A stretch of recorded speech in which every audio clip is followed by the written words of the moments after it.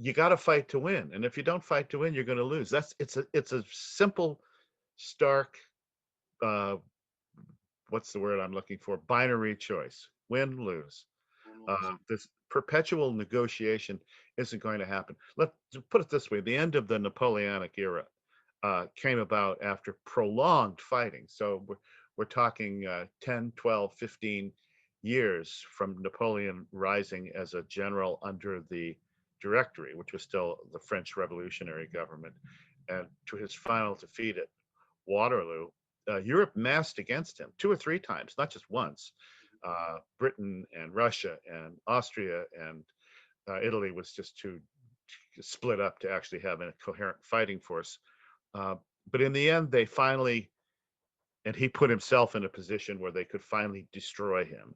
And Right. they did. And so that's why he wound up out on the island of St. Helena, which is down in the southern hemisphere off the coast of Africa, where he spent the rest of his life. But they had to have the will to beat Napoleon. And as you move forward to the Congress of Vienna and Metternich and all those people, you see that the first rule was destroy Napoleon.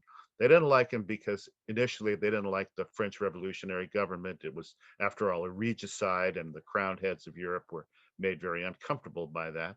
And then once Napoleon crowned himself emperor and went on the offensive against them, they knew they had to stop him. So Wellington beats him at Waterloo, as we know, but it was without the Prussians, he wouldn't have. Right. And that was a coalition dedicated to the absolute destruction of Napoleon.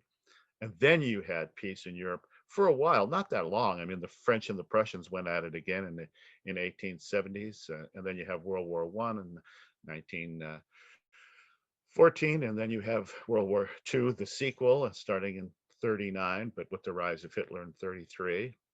Let's see. Then I was born, and then we had the Korean War immediately, and then we had Vietnam. Hey, history lovers, Dustin Bass here, and I've started a new history podcast called American Tells, where we explore the world through American history. New episodes come out every Monday and can be found wherever you listen, like Apple Podcasts, Spotify, iHeartRadio, and Amazon Music. I hope you tune in and subscribe to my new podcast that presents all things pre 21st century American history through dramatic narratives, narrated by yours truly. And each episode comes standard with sound effects, awesome music, and my amazing accents, both foreign and domestic.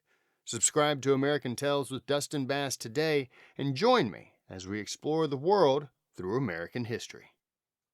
As everyone talks about Vietnam, it's interesting because to the baby boomer generations, because there's a great attitude now. Why didn't you serve? You're such a tough guy. Why didn't you serve? Blah blah blah blah.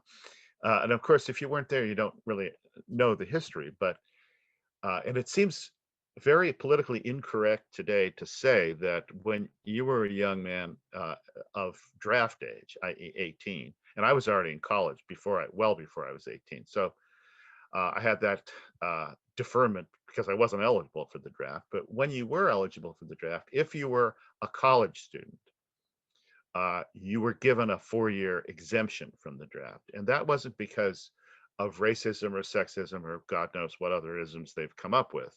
It was that the country had decided that and most guys didn't go to college. This is another thing. It wasn't a universal thing like high school or kindergarten today. It was a very small percentage of men or anybody that went to college.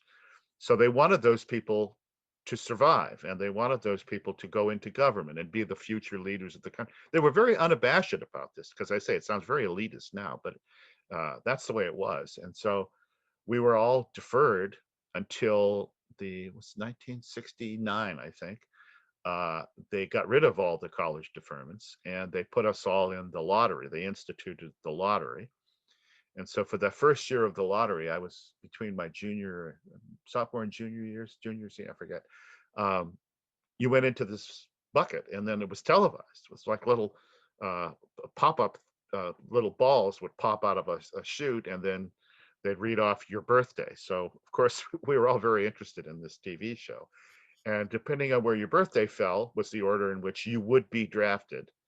You would be drafted. There was no more deferment.